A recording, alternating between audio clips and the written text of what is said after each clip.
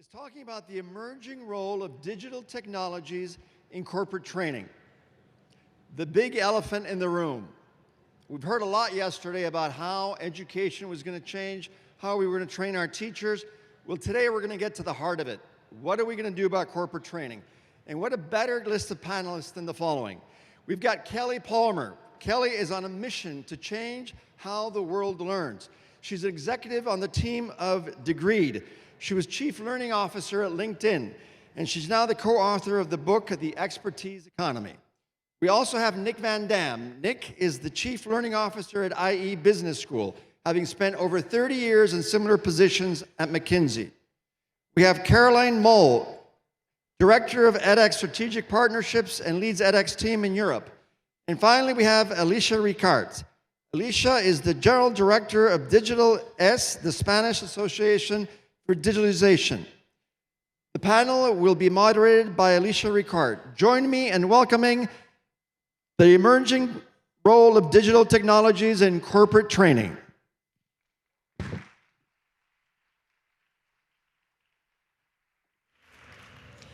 Good morning, ladies and gentlemen, and welcome to this enlightED panel discussion.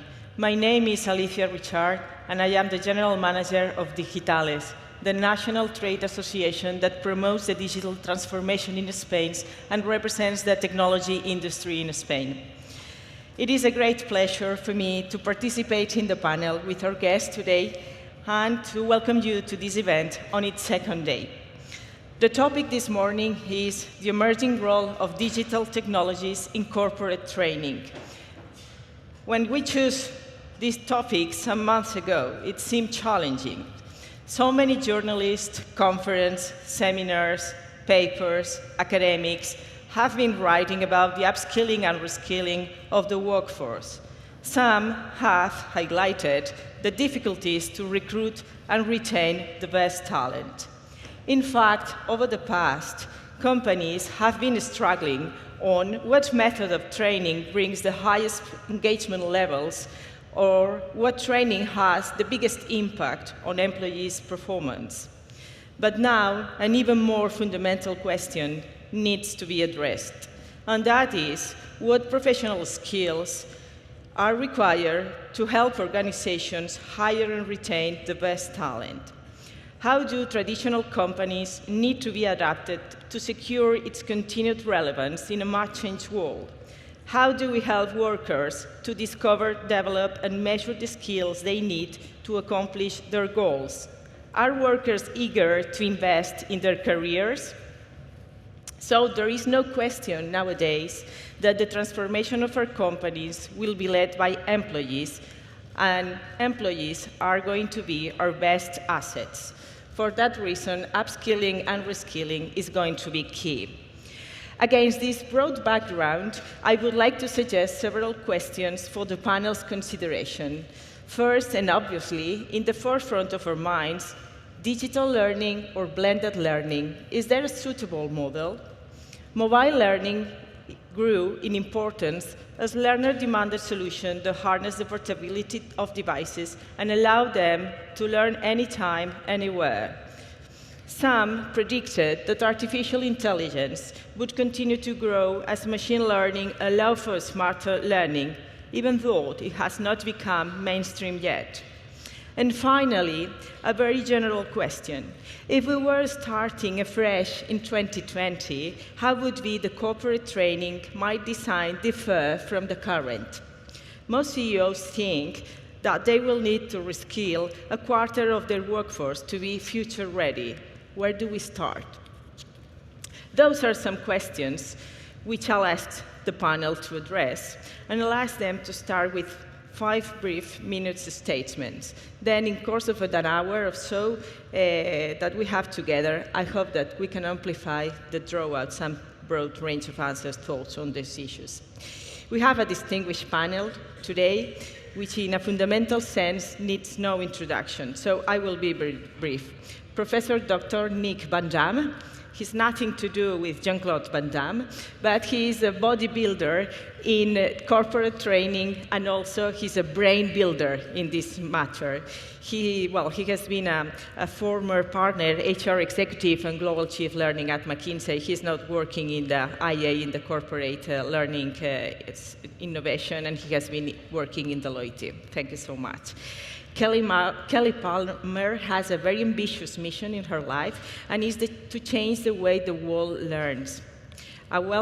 She's very well known as well because she's currently in the executive team of The Grid, and she has been a co-founder. Thank you so much, Kelly.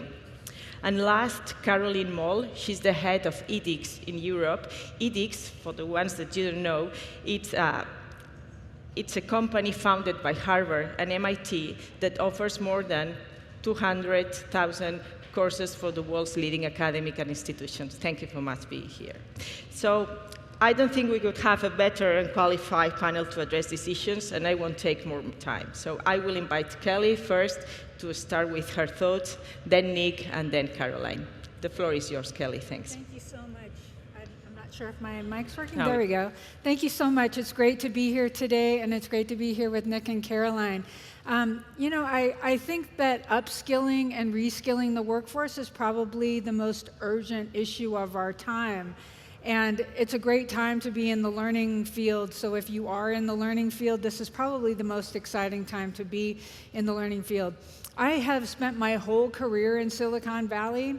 And I actually didn't start out in the learning field. I started out in product development, and I moved into corporate strategy before I moved into learning. And one of the things that I noticed the most as I was entering the learning field was how antiquated it seemed. It seemed like we were using very old-fashioned models for helping people learn the skills that they need for now and in the future. So as I made my way through companies like Sun Microsystems and Yahoo, and then I started a learning organization from the ground up at LinkedIn, my mission has really been to see where the intersection of technology and learning comes together, and to really help people learn the way we know they always want to learn. And a lot of that is, through blended learning, through digital learning.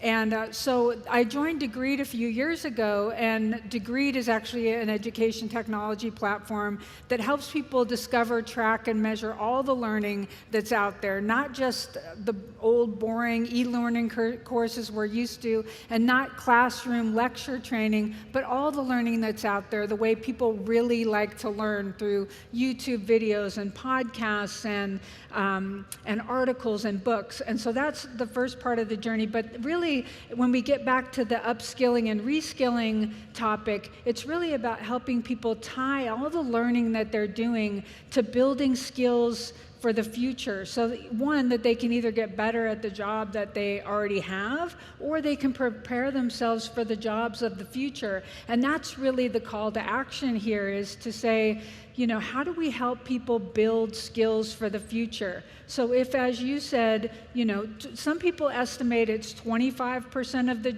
people in the global workforce will need to be upskilled or reskilled.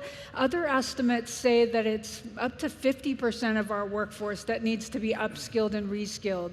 And I would also say that many jobs may be going away, but more often because of artificial intelligence, because of automation, digitization, and how fast things are moving in the workforce, a lot of times we're going to see that maybe percentages of jobs are going to change. Maybe it's not your whole job, but maybe it's 30% of your job. So whatever field you're in, I don't care whether you're in HR, if you're in marketing, if you're in engineering, if you're in finance, whatever role or field you're in, your job is going to change. And you will need to think about building new skills for the future. So we need to think about this for ourselves individually. We need to think about this for our organizations. We need to think about this in terms of our companies. And we need to think about it sometimes in terms of our nations, in terms of our countries. So with that, I think that's my kickoff. Thanks. Very good. Thank you so much. Nick, please. Yeah, thank you. Well, first, welcome everybody. Thank you for joining this session today to reflect on technology and corporate learning and innovation. I'm just wondering, who is in a corporate L&D leadership development role in the audience? I see a number of hands. Okay, fantastic. I have been in corporate learning and leadership development for about 25 years, both in CLO, HR roles, but also as a consultant helping organizations. I joined IE earlier this year, also heading up our Center for Corporate Learning Innovation, because what we see is that there's a tremendous need actually to help organizations with elevating learning and development practices. I think if I reflect, and I'm still an external senior advisor at McKinsey and spend time with a few clients globally to reflect on the theme of upskilling and reskilling and developing leaders. And what is fascinating is if you look at what's ahead of us, a time where over the next decades, every single organization will go through a massive digital transformation. And what we know about transformations is that transformations are difficult, are very challenging, but even digital transformations are way more challenging than any other transformation. And if we look at research in terms of what makes a digital transformation successful, it goes back to having leaders who are digital savvy, but secondly, have a workforce who really embrace technologies and understanding how you can change business models where you leverage technology. And third, it's about modernization of HR practices. Because in the typical corporate organizations, we have to start working very differently as a consequence of all the technologies as part of the digital transformation. Now, if I look ahead, the next 10 years are an extraordinary time for people who have the right mindsets, the right skill sets, and the right expertise. Because there are tremendous opportunities. And I think a lot of the technology startups here, they will benefit from it. But also the next decade will be pretty challenging for those of us who do not have the right mindsets, who don't have the right skill sets, don't have the right expertise, because computers, machines, robots will take over jobs at a pace that we have not seen over the last 20, 30 years. Now, there are tremendous opportunities, and I'm very optimistic, actually, that from a corporate L&D perspective, there's a lot that we can do and we should do to upskill and reskill the workforce. But it means, actually, that we have to really step up and elevating learning and development practices in organizations. Thank you. Caroline, please, the floor is yours. So let me start with a positive note, and people actually do take already initiative to learn. On our platform, we have like 23 million students all over the world who are taking initiative to upskill themselves. Now, in addition to that, we have quite a wide range of international companies who reach out to us to help us reskill and upskill their workforces. And what we've traditionally seen is that these companies were like, well, give us those courses.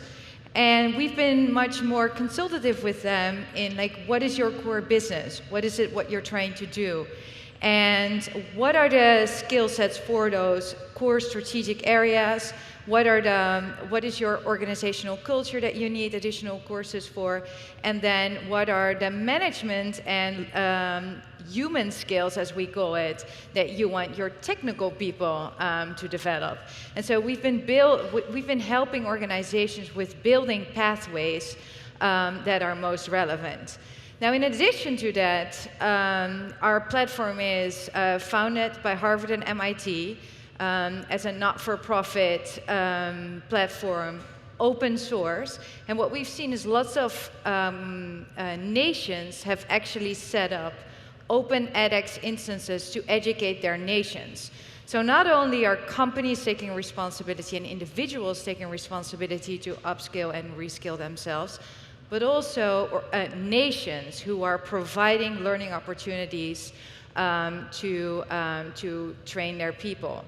One example is the government of Uruguay reached out to us and said, we're losing a lot of people in our country who are qualified to contribute to our economy, but because we don't provide them with enough educational opportunities, they're leaving us. So they've been incorporating edX courses and offering that as a nation to their people. And so we see a lot of growth in our learning catalog. Initially, it was very much academic courses, straight from what the university was offering, put online, and we're really seeing a shift towards a collaboration between the industry and academic institutions to really address this skills gap issue. So let's start with the crispy questions now. The first one is for Nick. Who is responsible for upskilling and reskilling? Yeah, it's a good question, and I have had a number of conversations with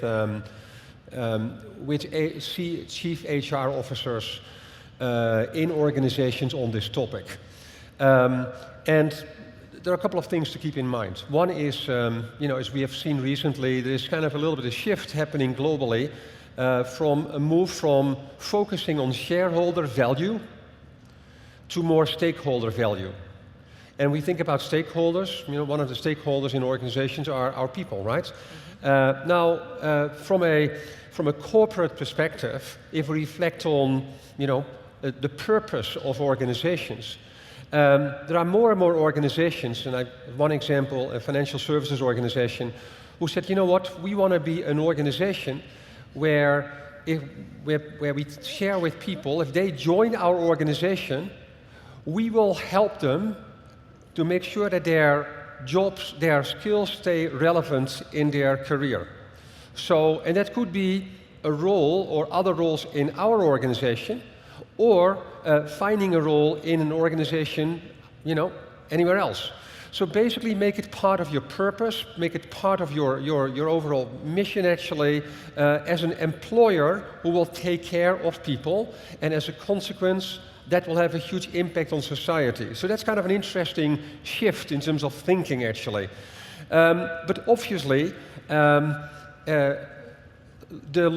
people, our employees, are responsible for their careers. We can provide them with career counseling. We can provide them with assessment so they can think about what kind of skills are relevant for them. We can provide them with learning opportunities, formal learning, but also informal learning on the job.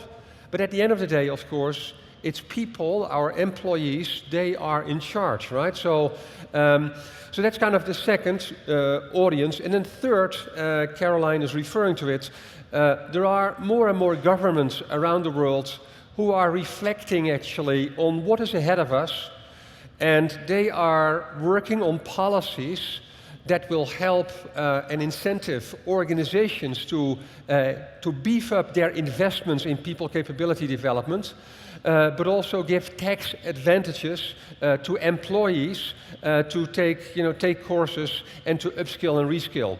So to me, three different constituencies, organizations, government, and people. Very good. Kelly. I would actually like to add to that we also see a lot of universities who are taking responsibility for their alumni, who want to keep their alumni engaged with their institution and continue to re-engage those alumni to provide them with learning opportunities as well. So universities are thinking much more long-term as well, not only for the students that they currently teach on campus, but also those who've graduated to keep them engaged. Yeah, thanks, Caroline. I think I'm also very excited that at IE, our vision is a vision to help people to develop and upskill and reskill themselves their entire life. So it's not just when you graduate with your master degree and then it's goodbye. No, it's like, how can we help you over your lifetime time to go back actually and become deep in another discipline close to the discipline you have graduated. Because, as we discussed also this morning a little bit, if you have a marketing degree from a university from 10 years ago, it's worth nothing today. Nothing today. And people who try to find a role in marketing with a degree from 10 years ago are struggling to find a new role because companies are hiring digital marketeers, right? So therefore, going back to school, make sure that you are savvy in digital technology, incredibly important. Okay, thank you. So Kelly, can you talk about why reskilling is such an urgent need today?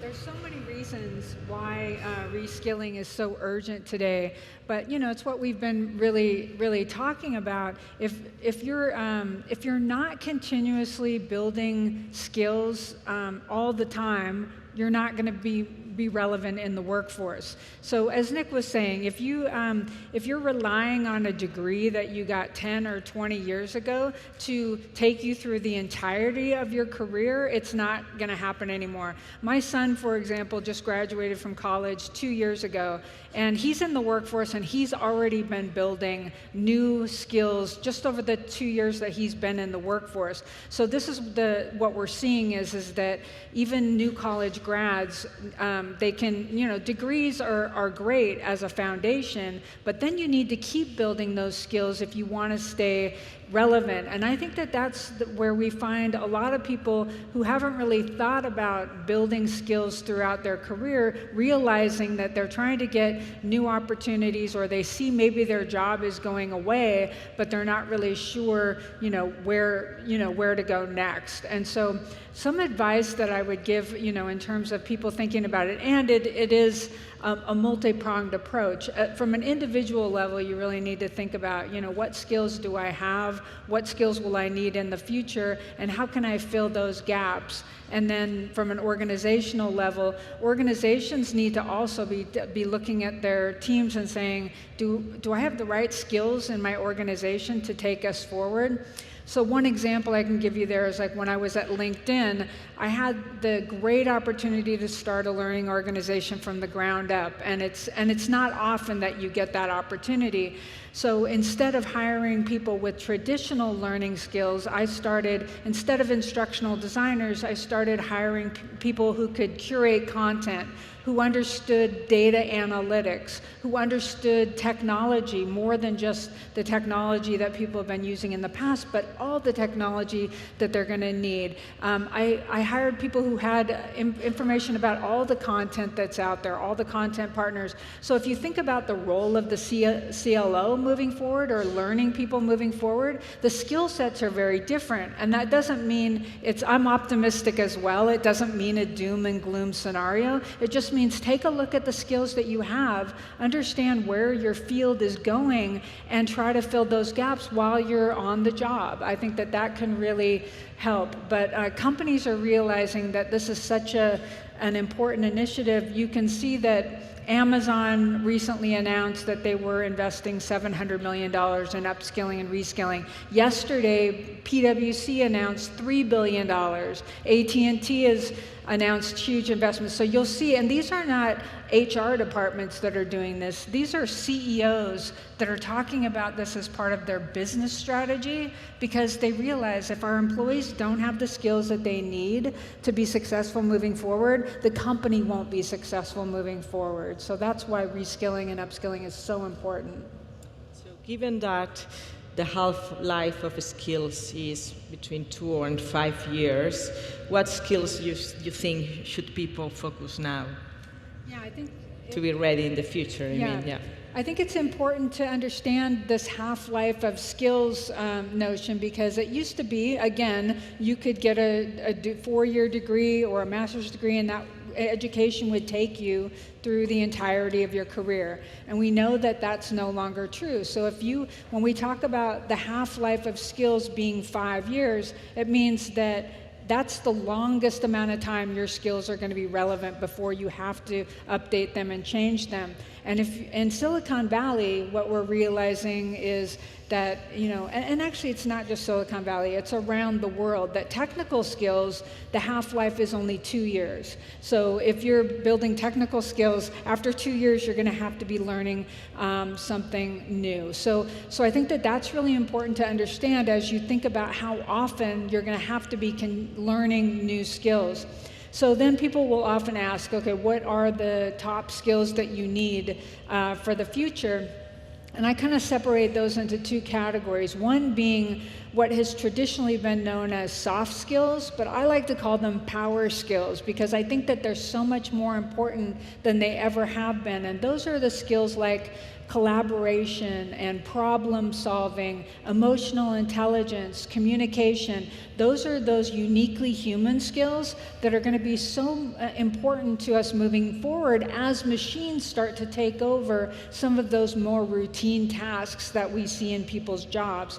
And so that's one side. The other side are technical skills, which are more, data analytics, artificial intelligence, cybersecurity, cryptocurrency, those types of skills that we know are on the forefront of technology. Python is another programming language that's really, really in demand now. But I'd say if there's one skill that we need more than anything, it's learning agility. Learning agility is that curiosity and motivation to continuously build new skills. And so if you're wondering whether somebody has learning agility, ask them, what did you learn last year, last week, last month? Then you'll get a sense of whether people are learning all the time. So those are interesting answer. Would you like to add something? May I build on this? I completely agree with what Kelly is saying. And it's an interesting question. The question is the future about the generalist or the specialist? Exactly. And I've been on a panel a couple of months ago with the chairman of the Bank of America, and he shared that the number of people in traditional management roles have declined from 30,000 to 20,000. I spent time with about 25 leaders from Amazon recently, and I asked them, if you look at your hiring practices, are you hiring generalists or specialists? And they said, we only hire specialists. So if you look at the skills for the future, I always think about we have 2 legs, right? And one leg is about our power skills. I believe that if we think about what the machine can do, it's incredible. And we will never win it from the machine. Something. That's it? Yeah, okay. Not that yet, was not a yet. dot, right? So it's a pause to think about it. There is something with the machine. The machine is telling me something here, right? So maybe. You know what? I turn it over to Caroline, probably, Yeah, if you want to build on that. I would like to ask. So this is a nice fact. What we've seen Sorry for that. in our technology is it's important to build it.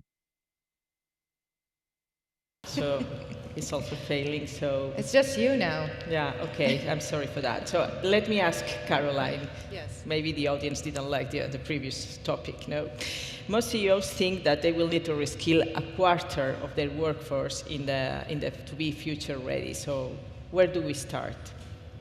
So we get a lot of requests about digital transformation. Now, digital transformation means for everyone something different, but it's, as Kelly mentioned earlier, it's the analytical skills, data science, computer science, in combination with the human skills, the soft skills. And so we see massive interest in those 3 subject areas. And so what we're doing is building, so data science, computer science, cybersecurity. So we're building pathways for individual contributors, for people who are in management roles, where there are combinations of functional skills with those technical skills, and then for more executives who have an understanding of the technology, but obviously don't actually do it themselves. So everything seems under control.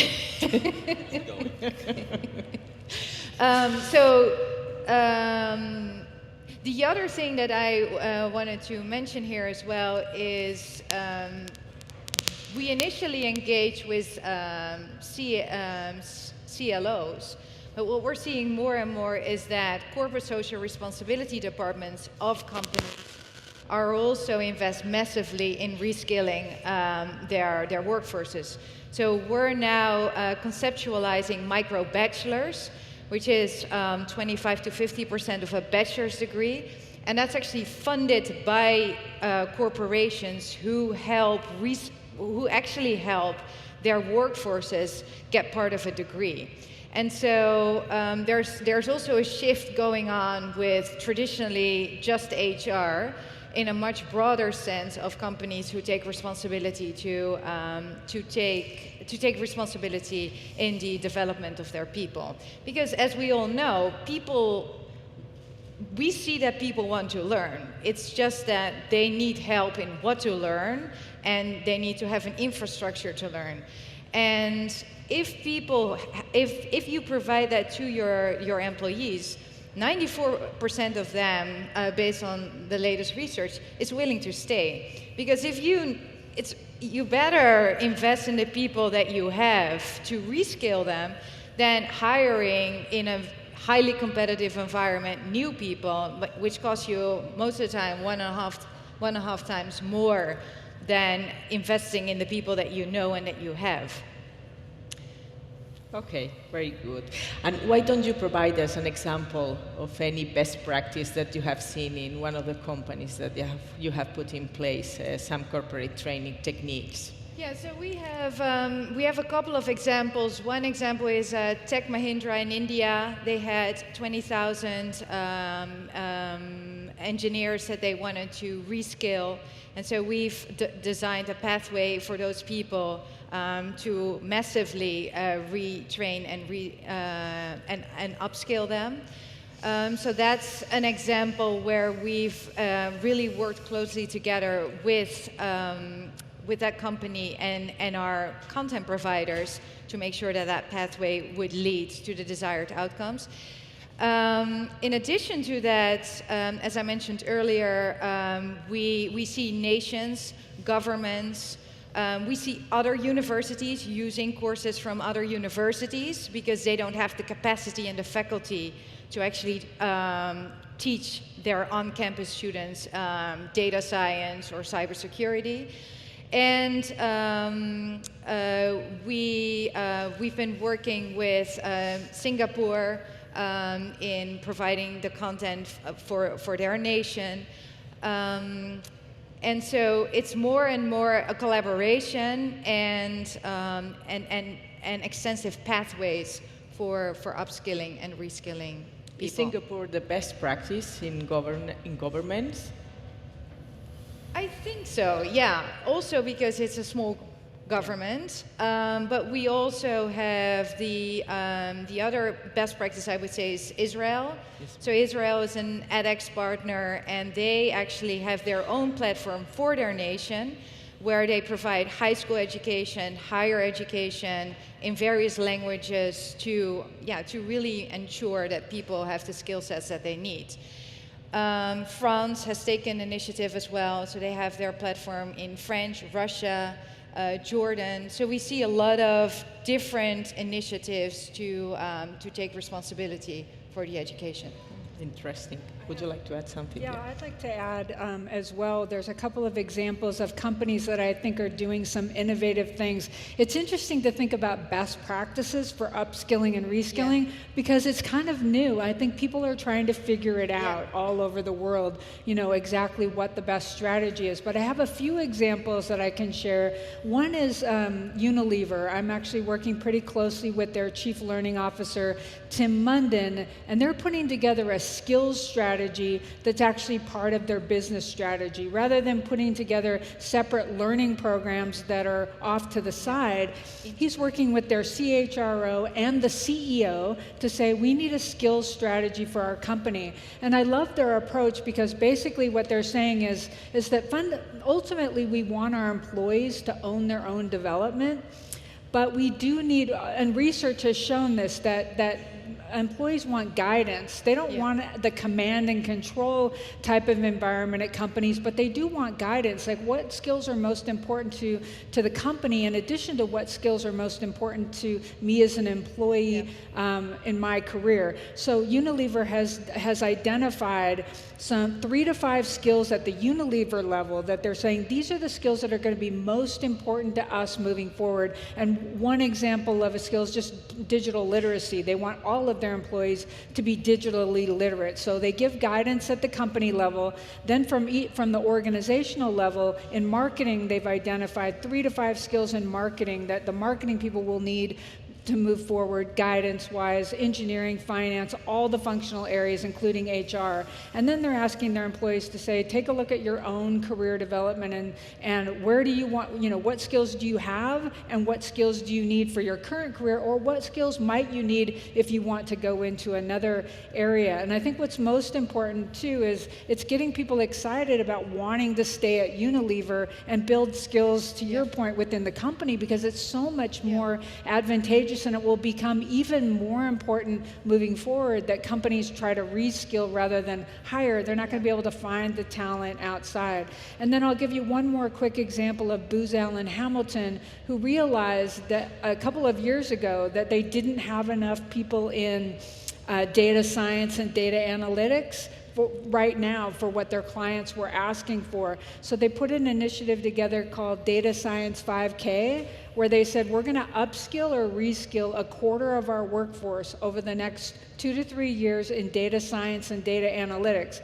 And that means if their employees didn't have any skills in that area, they could actually join this initiative to start with getting the skills that they needed. For people who already had some of those skills, they allowed them to upskill and get better at the skills that they had there. But that's a great example, I think, of a really focused effort of saying we're just going to focus on this one area, and then also give their employees the tools and the technologies to upskill and reskill in their area of interest. But that's guidance from the company. This is where we think our company's going. And if you want to come along, we're going to help you do that. Yeah. There is a final question that I would like to address to Nick before closing the panel, and is what are the challenges of making lifelong learning a reality? We have in the audience Teresa Martin Retortillo, who is an expert on this matter too. So. Yeah, thank you. I will not use the word machine anymore because I'm concerned that my mic will stop. But if we think about amazing, kind of technology programs that become available from a digital perspective, right? And there are a number of examples where companies said, well, I spoke with the CHRO, I said, Nick, we have now offered our people with a catalog of 30,000 digital learning courses. Fantastic. They can develop any potential skill. And guess what? Nothing happens. People are not using it. Yeah. Right? I have another example of a telecom company I spent time with, and they said, we offered our people a learning budget of 2,500 euros a year, and they could pick and choose from our catalog. They could go outside of the company to pick a course, and only a small percentage of people who took advantage of this.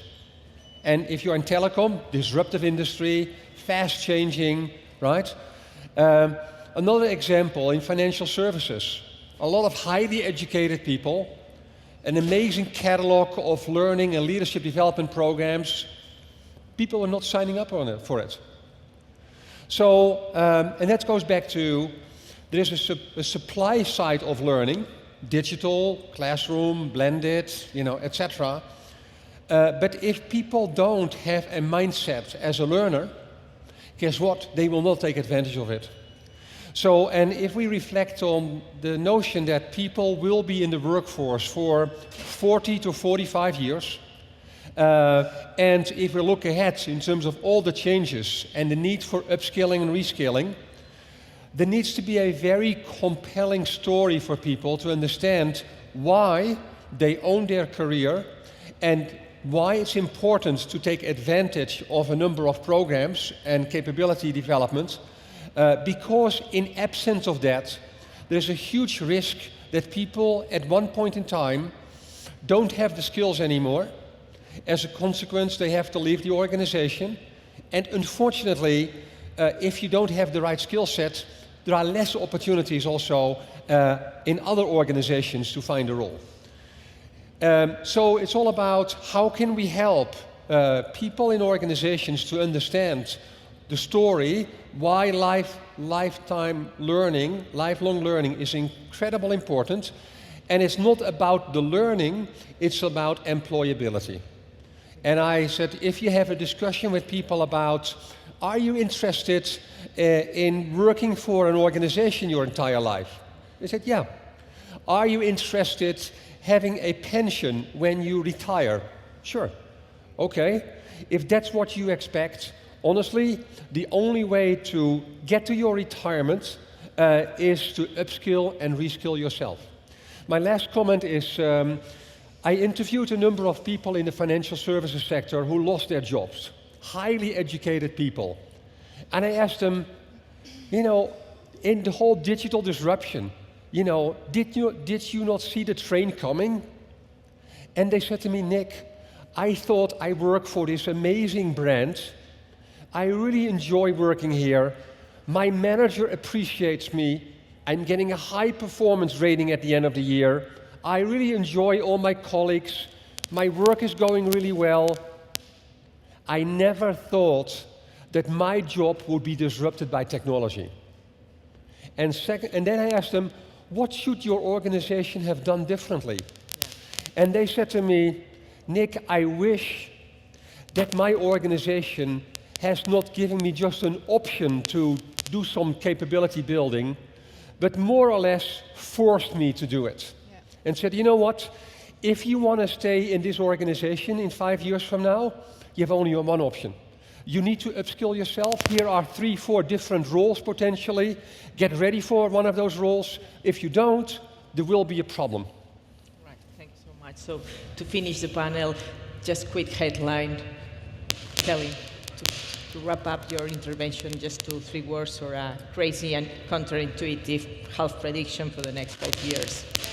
Very quick. I think my closing statement would be about really, mindset and, building on what Nick was saying. I mean, I think it's so incredibly important to take learning into your own hands, realize that the world is changing and that we all need to be part of this movement to help change the way we think about learning. It's no longer sufficient to think that going off on a class and sitting in a lecture and taking a test, even if those of you who were here yesterday and heard Esther Wojcicki's talk, I mean, it's the same thing. The movement that she is driving for schools, we're driving for, corporate America. Things have to change. Be part of that movement. Talk about it. Help evangelize it, where you're working, because it's going to benefit us all moving forward to think about learning completely differently and how urgent it is to upskill and reskill yourself and the workforce. So I would like to encourage the audience to think about what they have heard and how it fits in with what they already know. So what are you going to do next? So thank you very much, Carol. Thank you very much, Nick, and thank you very much, Kelly. It was an excellent panel and very interesting, the insights that you were raised. Conference, especially to Lucia Figar, and I hope you have enjoyed. Thanks.